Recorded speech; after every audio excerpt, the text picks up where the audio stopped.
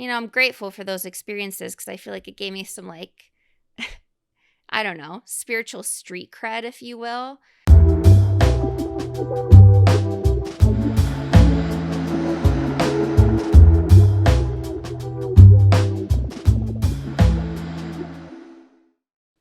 Hello, and welcome to Frequency Broads. I am Victoria Magda, and I am an energetically sensitive empath, have been my whole life, probably many lifetimes.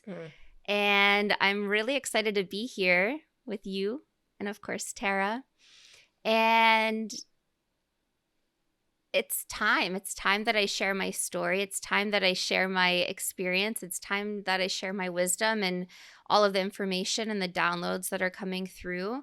I think it's so important that we learn how to energetically understand ourselves and others. It is the way of the future. It is how we are going to survive the next few decades. And it's going to lead us to something really beautiful, but we were never really taught about energy or frequency. And of course, it's become more commonplace these days as spirituality is kind of is it trending? I don't know. I would say it's trending for sure. It's trending, but it's so necessary. And I'm really happy that more and more people are realizing the importance of understanding themselves and their energetic blueprint. And there's so many ways to go about finding out about yourself, many of which we will discuss. But, my heart is full of so much love and gratitude, and I can't wait to be raw and vulnerable and share all of the insane shit because it hasn't all been butterflies and rainbows. There is so much pain and heartache and grieving, and I'm also here to normalize the grieving process as well as the loving process. So, without further ado, I'd like to introduce you to Tara. Thank you. Hold your applause. Thank you for that lovely introduction. And I think you hit the nail on the head as to what we're hoping to present this podcast to be. We've both experienced so many different ways of tuning in and tending and just experiencing these frequencies, these energies, these cycles. And a lot of people go about sharing the information of what that means without really talking about how it felt and how it looked. And like you said, some of that is not easy. So I'm so grateful to be grateful to be here and sharing this spot with someone that feels like and I know is such an old soul, deep connection, but that I haven't known in this lifetime for very long. And I'm really excited for not only sharing our stories for the audience, the consciousness, the earth, but for each other as well, and to just get to know each other a little bit more. I know personally, as Victoria knows, I am a teacher. I've been teaching for 8 years now, and I've been lucky enough to transition into taking my spiritual practice into the classroom in a sense, as I teach children how to set boundaries and communicate and deal with their emotions through social regulation and just, breathing techniques. I've even brought like sound baths into the classroom. So I'm very grateful to have this opportunity. And I'm really excited to now step into that space for adults and just people outside the classroom to say, hey, how do we walk in this earth as, yes, a classroom, but also like as just a beautiful experience to be grateful for and to embody. So without further ado, we're going to get ourselves started. And what we love to do to start every podcast and to just start our connection is by what I call the hookup, or just like connecting into that similar frequency. So you're more than welcome to join us. However, it's only going to be a couple seconds. So if you don't, it won't be a long, awkward pause, I promise.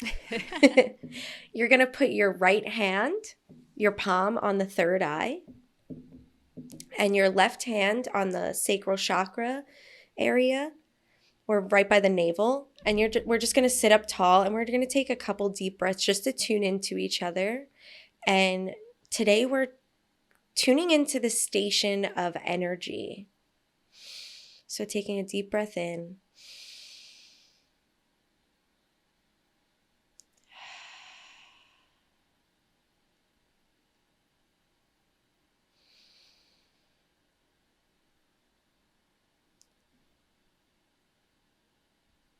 And then placing both your hands on your heart, showing gratitude for showing up here together.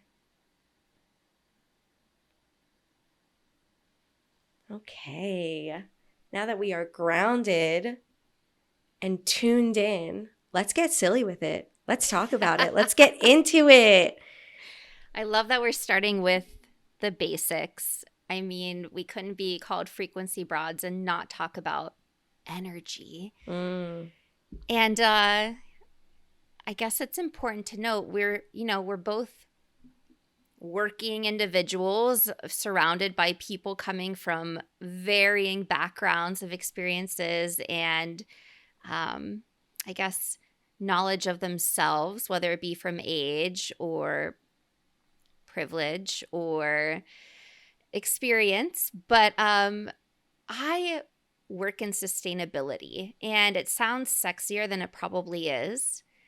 And I think there's such a mission right now for so many people to understand their impact on the earth.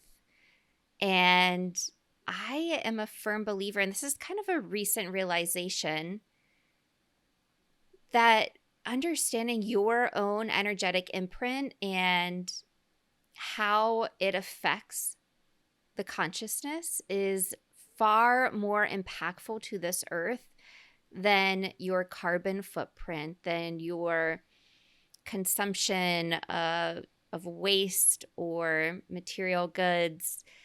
Not to say any of those are not equally as important, but I almost feel like it starts with you. It starts with understanding how you impact everyone and everything, and understanding that everyone and everything has energy. That energy cannot be created nor destroyed. That age-old saying you've heard a million times. And energy doesn't lie either. It's such an important language to learn. And I was always kind of pissed growing up that we didn't have a better understanding, or our parents never kind of warned us or gave us things to look out for. Well, for me personally, Tara had a very different upbringing, but I kind of had to learn the hard way. And, I'm grateful for those experiences because I feel like it gave me some, I don't know, spiritual street cred, if you will. I was just thinking the same thing. I'm like, oh, street cred? I know, yes. It's the street cred, but it hasn't been easy. And part of the reason why I'm here is because I want it to be a better experience for people stepping into this field of consciousness and understanding and learning these tools, because we need it. We need it now more than ever. And I think we're all starting to collectively understand that we're going through a major shift right now, and it's up to us. We create our own reality, and understanding from a universal perspective, our sole purpose here, it's not our job or our career. It's it's the energy we bring to the table. It's how we shift the collective consciousness. And of course, not to say, not everyone signed up on this mission. Not everyone is here to experience this on Earth. That's what's so beautiful about Earth, is that it's a free will world. And that's why it's been fought over for millennia, because this is the happening place. So many souls want to be here. And at the same time, when we're here, we're like, shit, some of this kind of sucks. Some of it's really amazing and so much better than we could have experienced anywhere else in the cosmos. But this shit ain't easy. And it's actually recognized outside in the universe that if you've spent time on Earth, you are gangster as fuck. You have earned that spiritual street cred. So thank you for being here during this time. And thank you for listening, because if you were called to even just listen to the first episode, that means that there is something that's going to resonate with you here. whether it's just, hey, maybe I should look into my purpose or dive into myself, or you end up listening to the rest of the season. It genuinely doesn't matter. There is a reason why you showed up here. And there's a couple things that you brought up that I would love to touch on. Do it. First of all, I love, and I know we're going to talk about it, the polarity between the way we grew up and how we experienced frequency or energy. But I love that you talked about the equal importance of, yes, be mindful of like your carbon footprint. But we all know, we could talk here forever, that it's not us, it's big companies, right? Let's put that to the side. We all are in agreement to that. I personally found my biggest connection to how I can help the earth is through my diet being vegan. That's my truth. And I'll say it a million times over. It's not everyone's truth, and that's okay. But even growing up spiritually, recognizing what I'm putting into the consciousness, whether it be what's putting into my body that's feeding back out or whatever, is the main ingredient in healing and transmuting and tending to the earth, right? So I recognized that you need to take care of your energy. You recognize you need to take care of your energy. And we're hearing that spirituality is the fad or what's in right now. And I love that we're going to show it from very two almost polar opposite lives to know that there is not one way to walk the path. There is one way for you, and you need to figure that out. That's how you live your truth, is finding what is right for you and living authentically in that. So let's hit it. Let's get to our childhood. Let's start at the very fucking bottom, okay? Like Victoria said, she did not have the tools. Most people, our generation and before, did not have the tools. We're very lucky now where we're entering with an awakened state where there's a little bit more of that. But I was lucky enough to grow up with a mother who was already very aware, very attuned into things. Now, granted, it took her lifetimes to be authentic in herself, and I'm grateful enough to be her daughter in this lifetime to have that, because it wasn't until I was born, my brothers are 10 years older, it wasn't until I was born that she stepped into that and said, okay, I'm going to really live my truth outwardly to the world. And from the get-go, she was telling me what was going on. And not overbearing in a way that was like, this is truth and this is truth and this is truth. But when I came to her and was like, I'm noticing this or feeling this, she was able to guide me. So I'm very, very lucky for that. And I know you had a very different upbringing. Mm-hmm. How do you feel that your upbringing was? Because I know it's polarized, and I want you to share like where that polarity, whereas I stepped into this space ready with an aware mom. Dad is besides the fact, but what about you? Yeah. I, from a very young age had night terrors, and then night terrors then turned into sleepwalking, and sleepwalking turned into this wild, vivid visualization. I could look across my bedroom, do a scan, and through like the filter of very complex geometric shapes, I would see my reality, my bedroom. But I knew that there is something else beyond. There is another layer or veil happening. I grew up in Pennsylvania, and I really am convinced that the Northeast especially is full of spiritual activity from those who are no longer in their bodies, but whether it be their energetic imprint left on the land or homes or things, it can certainly be felt. And I remember having my first encounter with a spirit. I was staying the night at my grandmother's, and she had made me a bed on her like blue, fluffy, cozy 70s carpet next to her side of the bed. And I remember waking up in the middle of the night and looking up and seeing this older grandmother figure. And I then look over and I see my grandmother, soundly asleep. And I asked her the next morning, hey, why are you like standing over me, watching me sleep? And she said, I wasn't. And I knew right then and there that I saw a spirit. I really feel like it was either one of my grandmother or father's mothers. I'm not sure which.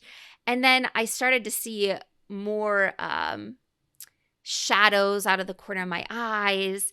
I would then start to see energy around people, which was really beautiful. And I thought that everyone was able to see it. It wasn't until I was probably in like third or fourth grade and chatting with a girlfriend that I realized that's not everyone's experience. So I knew that I had a gift. And when I tried to share it, my parents really did try to understand, but they just couldn't. And my soul contract, my relationship with my mother, I very much feel like I'm her teacher, just as much as she's mine. And the teacher student dynamic can always be, I mean, it can look different for everyone. We're both teachers in our own way, but she grew up in a very conservative, strict upbringing. And I know that I come from a lineage of women who were so in tune, but they could never practice their craft. And I really do feel that part of my mission here is having the freedom and liberating all of those in my lineage who are not able to speak their truth and really tune into their power. I can feel them on the other side supporting me in this process. And they're really cheering us on. And it feels amazing to be able to tune into that. But holy shit, getting to this point wasn't easy. And I have to say, like, even coming from someone who's had a spiritual mother, like, it is never easy. But it's so, I experienced something very similar, but I was lucky enough to have my mother kind of give me the pre-warning of not everyone sees and be mindful of what you say. Because my first experience where I made the connection, right? Because we all step into this world reading energy without realizing it. You step into a room, you can feel it feels off. You meet someone you don't vibe with. You meet someone you click with, right? We use these terms and we don't recognize that we're reading energy. We're not reading that they have the same likes and dislikes. Dick likes. Maybe, I don't know. Dislikes. Dick likes. Hey, but but we're reading their energy. Quick story before the story. Victoria, you know this one, and it's one that I found out recently that I love because this really truly shows my personality. Here I am, 3-year-old Tara. I grew up in New York, so we're heading on the express bus to head into Manhattan. And my mom says that there's a woman and her teenage daughter fighting on the express bus. And we're in New York, so they're not like bickering. They're probably full volume fighting at each other. And I just got up, left my mother, and thank God my mother was just like, sure, go walk this fucking moving bus. Whatever. I guess that's cool at all. It was the 90s, right? Yeah, it's fine. It's fine. But I get up and I walk over to these women and I don't say a word, but I make them hold their hands and they stopped fighting. Now, are they stopped fighting because they realized that everyone on the bus heard them? Maybe. But ultimately, 3-year-old Tara was reading the energy and knew what needed to happen. And that continued along my life. But the first real experience that I understood was this other realm, because I described it very much as you. When people ask me, how do you see spirits? I'm like, well, think of your bedroom, look at your bedroom, close your eyes. Can you see your bedroom? You could still see it. It's just I always described it as that other layer laying on top of what we're seeing. So similarly, I was in bed, 5 years old. And for me, I had a lot of spirits coming in very quick, very early with messages. Hey, like literally like I was in a fucking mailroom. Hey, can you give this to someone? Oh, let them know it's under the bed. Oh, do this. Oh, tell them. And I was just like, not scared, but just like, 5-year-old Tara had no patience. She was fucking over it. She left and she's like, Mom, like stone dead, Mom. The people won't leave me alone and I'm tired and I'm trying to go to sleep. And that was the first time that she needed to sit me down and be like, you're 100% right. This is how you do it. You ask them to leave politely. You can surround yourself with white light, which was what I learned at age 5 and continue to do today, is that bubble of white light. And she was like, but know that not everybody sees those people. So be mindful of like when and where you're talking to them out loud. So I can only imagine that feeling of you confiding in a girlfriend to say, I've seen this or experienced this, and them kind of look at you crazy. Because thankfully, my mom was there for me to say, this is what it is, and not everybody knows it.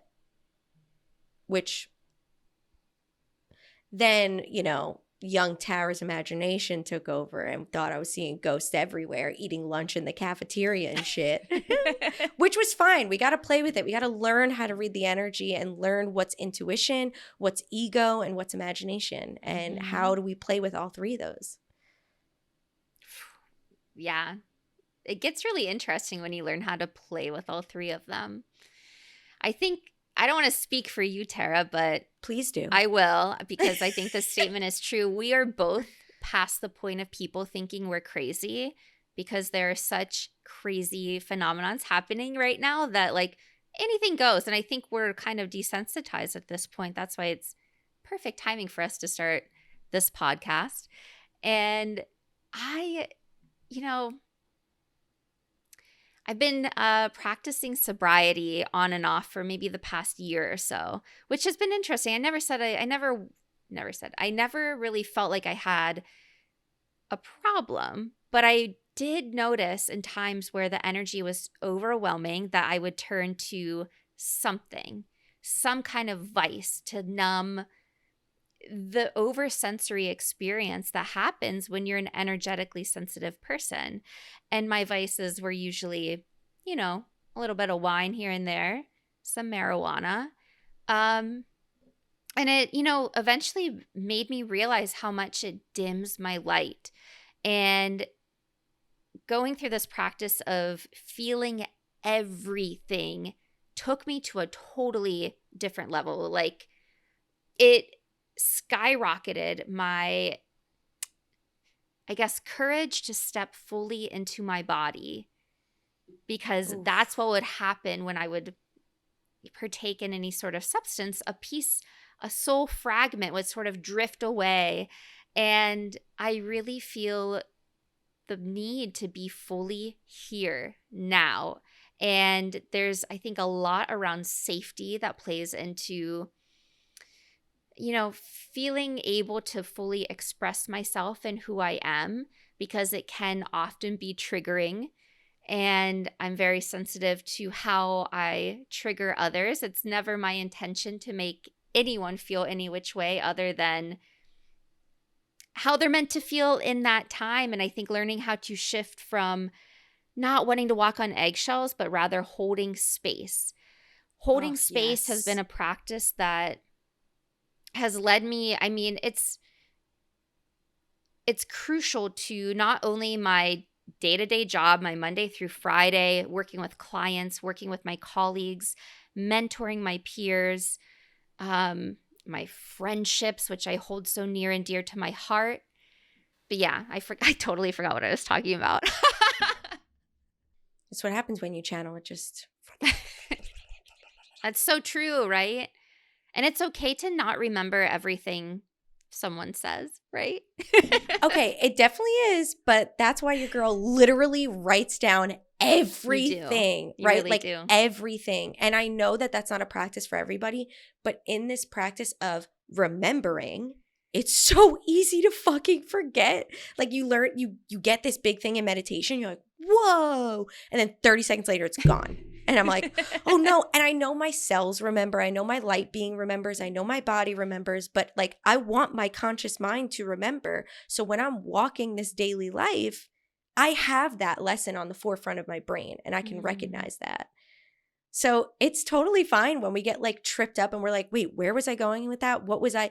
It's because what was delivered was meant to be delivered. And now you're left in this gap of like, what the hell even just came through? And how do I continue off of that? Totally. And I think we've been so trained and programmed to focus all of our energy in our heads. And that's not where all of our intelligence lies. It is very much in our hearts, very much in our guts, which I'm so happy people are becoming more and more aware of what they're eating and its effect on their brain chemistry. I've It's in been your really body, it's in your cells, it's holding in yep. your organs. Like, it is everywhere. Oh This yeah. is the last stop. The last stop. And if you're, something we're going to talk about in a later episode is about how to get into all this. But if everything's running clear, this, and I was thinking about this weekend, I told a friend, first thought rules when you're practicing your intuition. And I thought, how grateful am I to have done the work so that way first thought can rule. Because sometimes first thought is running through a filter of trauma and, patterns and programming that your first thought can't rule. And I felt so lucky to say that, like, I've stepped into a space where first thought can rule. I can follow my intuition. And if it's not my intuition, it's my ego, I can now recognize that. Or if it's, my shadow or whatever.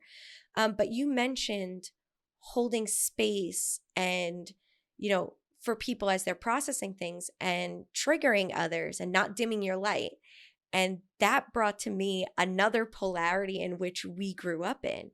You grew up in, and please correct me if I'm wrong, not necessarily a people pleaser, but making sure that those felt comfortable and were able to experience this, like, 100% a people pleaser. Okay, I didn't want to say that, Oh yeah, thank you. Yes, I am a yes.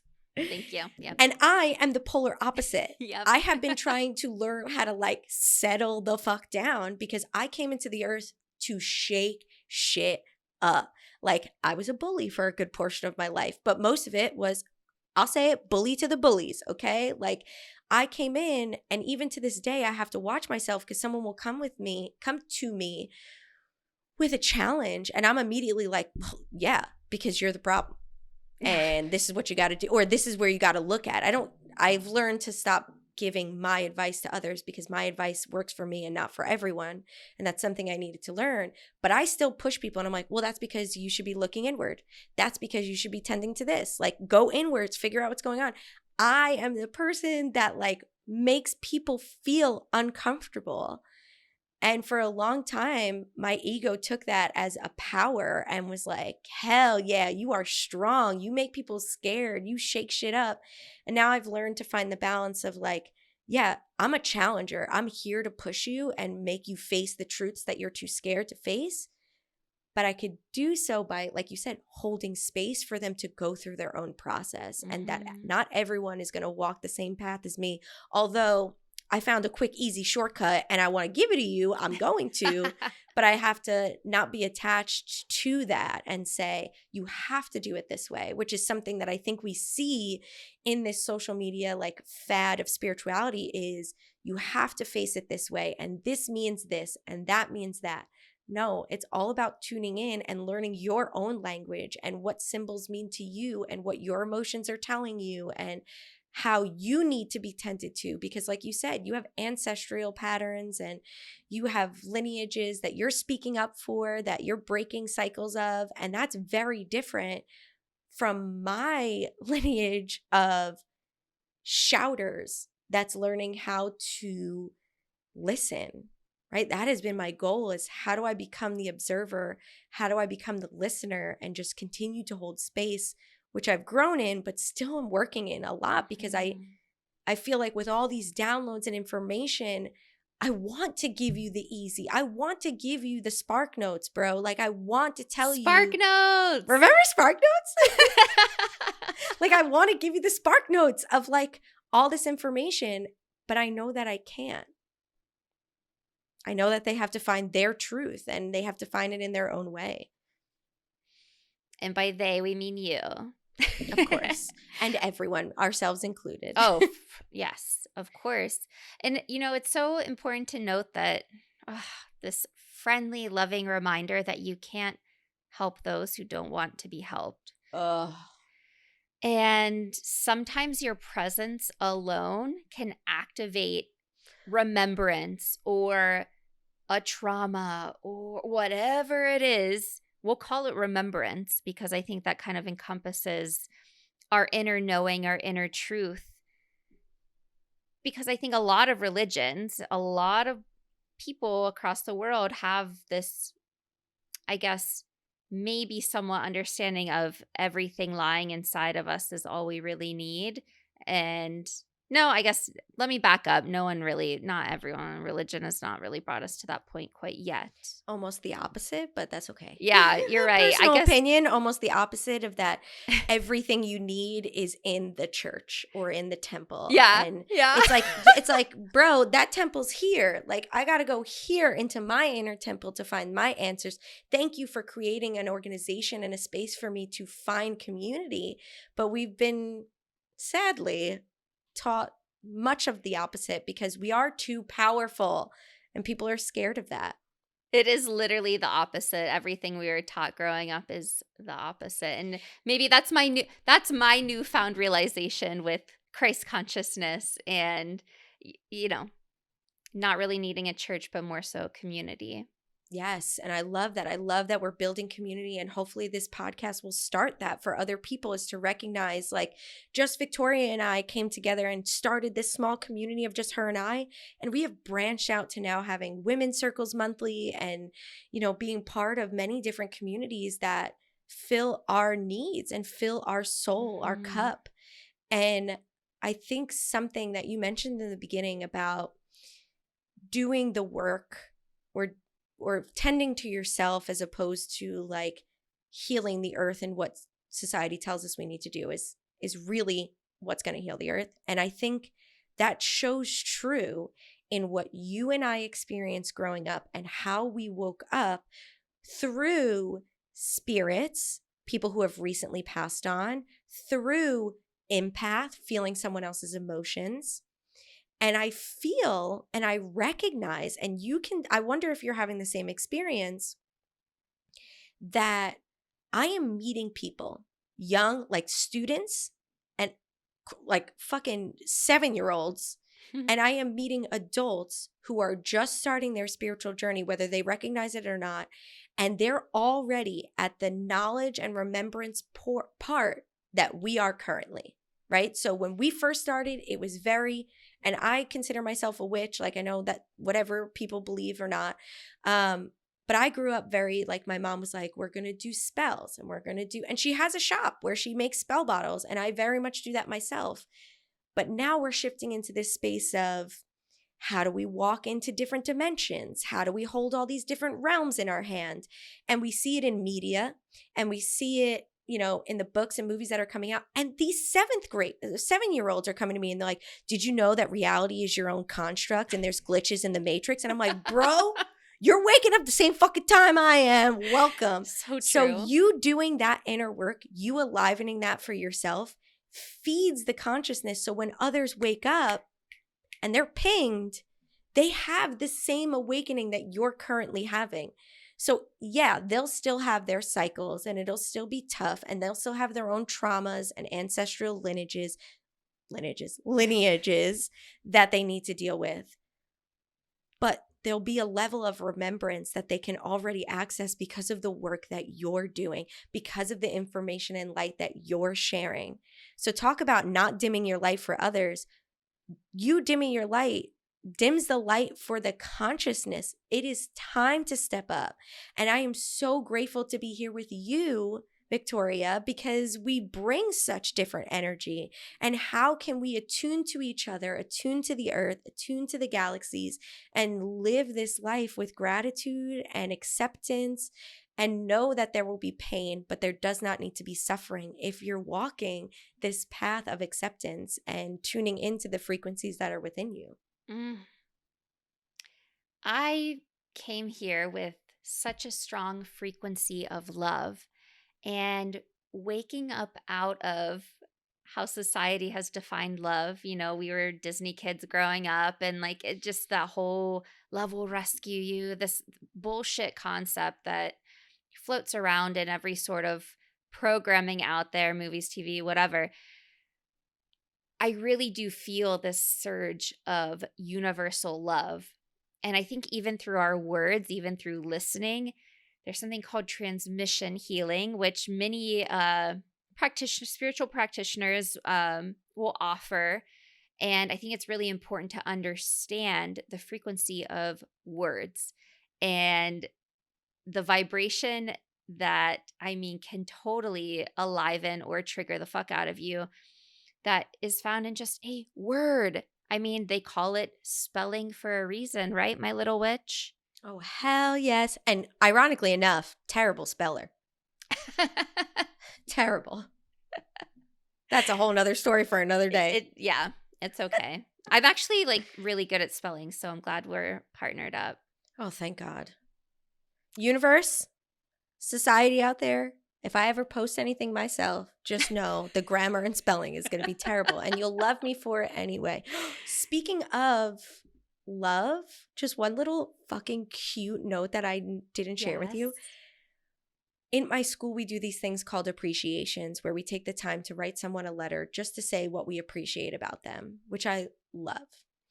And this one girl wrote me an appreciation and she mentioned my dyslexia and how I still show up and that I'm doing a great job. And even with my dyslexia, like there's nothing to be afraid of because I'm a great teacher. And I was like, oh my God, I'm going to cry right in front of you, which I fucking do all the time. I cry in front of these kids constantly.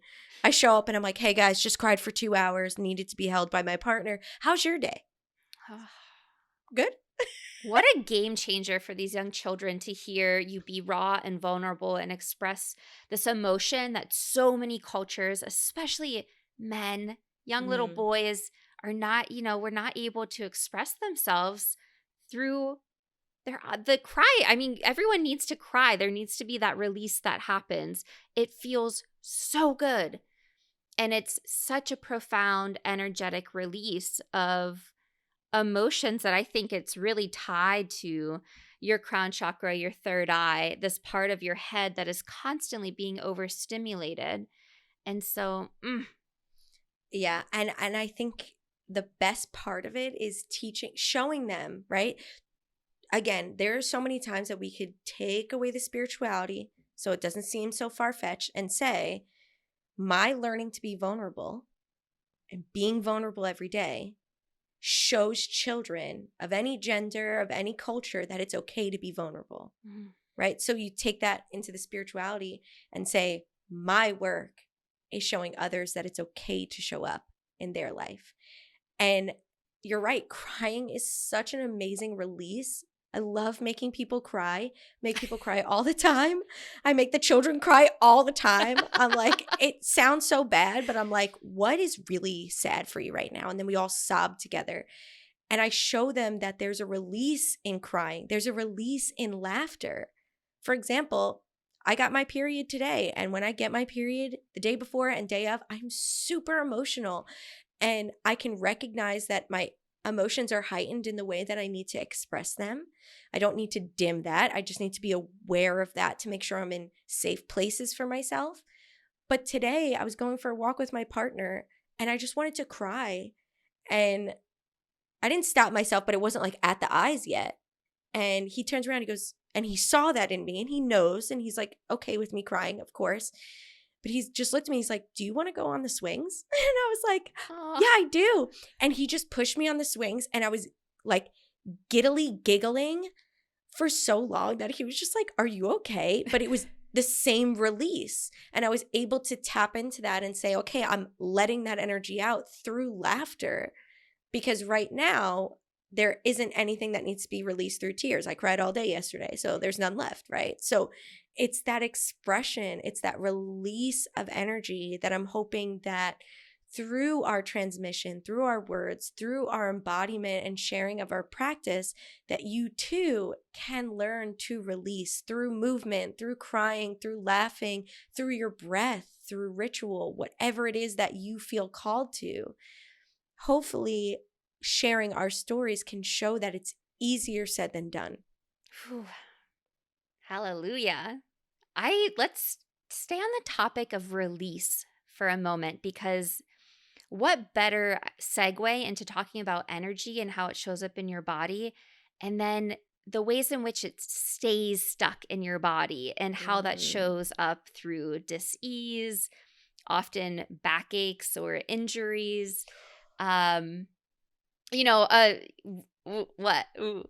I was just gonna Oh, say yeah. I'm agreeing because I'm seeing it right now. I'm seeing it in Yes. myself. I'm seeing it in my partner. I mean, I'm not gonna go into detail because this is his personal journey, but he's tweaked his back, and we're both in this period of death and releasing, and did a ceremony for surrendering and honoring who we were that no longer serves us. And I mean, the stories we tell ourselves and the labels we give ourselves. And he tweaked his back again.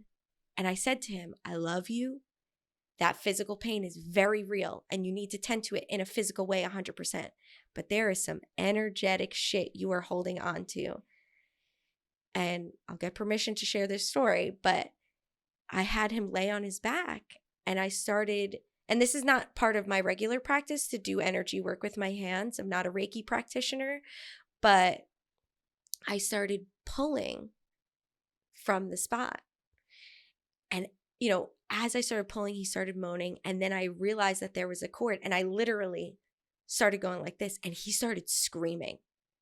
Like, I'm not touching him. And he started screaming. And then when I stopped, he finally was able to say and release what needed to be released. And it was like, now granted, his back still isn't 100%, but it was a major shift because he was tending to every part of himself physically by resting and heating with a heating pad, emotionally and mentally by speaking and releasing as I did some energetic pulling. Oof. Oh my gosh, what a powerful, profound experience for Andrew. We're going to talk about Andrew a lot on this podcast, so we may as Yes, well we are. introduce him now. And don't worry, I'm getting all permission prior or after to say these things.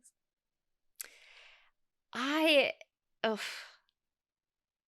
like, where to even begin with energetic cords? I think I want to start with the topic of how to like shake shit up in your body easily. And I think hitting on what you just said, that you're not a Reiki practitioner. You do not have to be a Reiki practitioner. You do not have to be trained. You do not need any formal studies.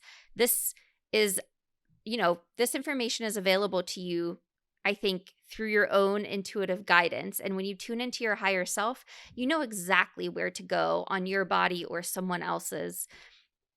So I'm really hinting at, which we're going to talk about in a future episode, but the power of sexuality and sexual energy and how it's, if not, I mean, the deepest form of healing energy. And so to be able to tune in and be intuitively guided to release his cords like that just goes to show that this information is accessible to everyone, and it takes practice and experimenting. And oftentimes when you step on this spiritual journey, you may not resonate with the same people you once resonated with, which is always painful and, requires grieving to take place.